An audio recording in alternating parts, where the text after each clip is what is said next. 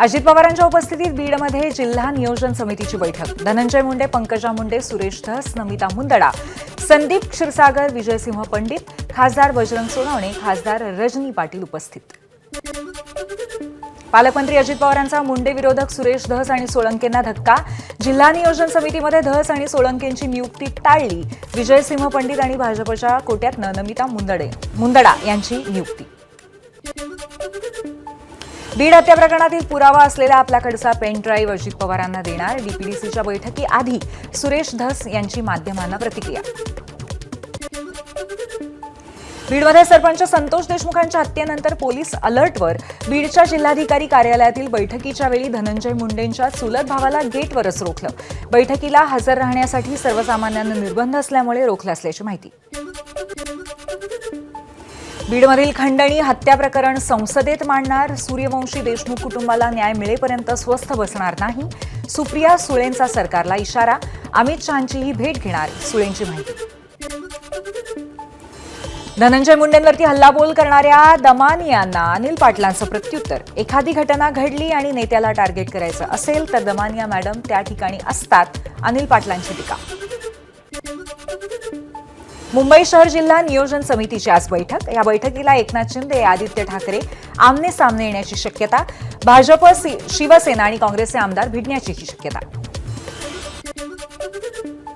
पुण्यामध्ये आज जिल्हा नियोजन समितीची बैठक। पालकमंत्री अजित पवार यांच्या अध्यक्षतेखाली बैठक होणार।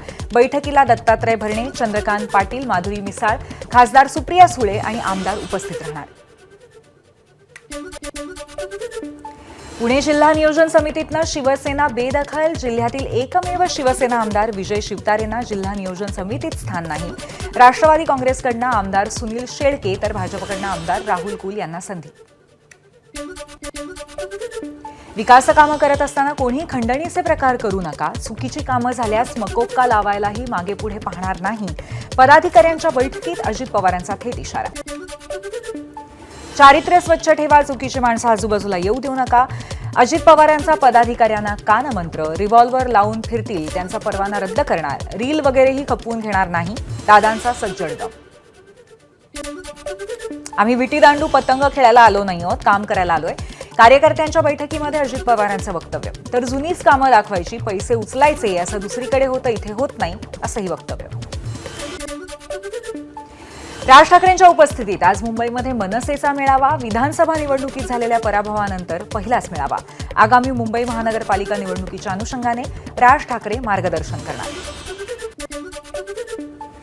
आजच्या मेळाव्यातनं राज ठाकरे काय भूमिका मांडणार याकडे सगळ्यांचं लक्ष। स्वबळाचा नारा देणार की युतीची घोषणा करणार, राजकीय वर्तुळात चर्चा।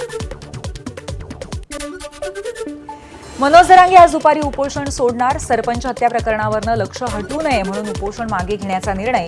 इथून पुढे उपोषणाची लढाई बंद राहणार, जरांगेंची प्रतिक्रिया। उद्धव ठाकरे आणि चंद्रकांत पाटलांमध्ये रंगल्या गप्पा।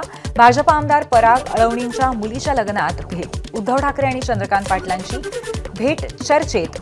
उद्धव ठाकरे आणि भाजपचे या प्रकारचे संबंध आणि संवाद हे शिंदेंना इशारा आहे का, सवाल उपस्थित।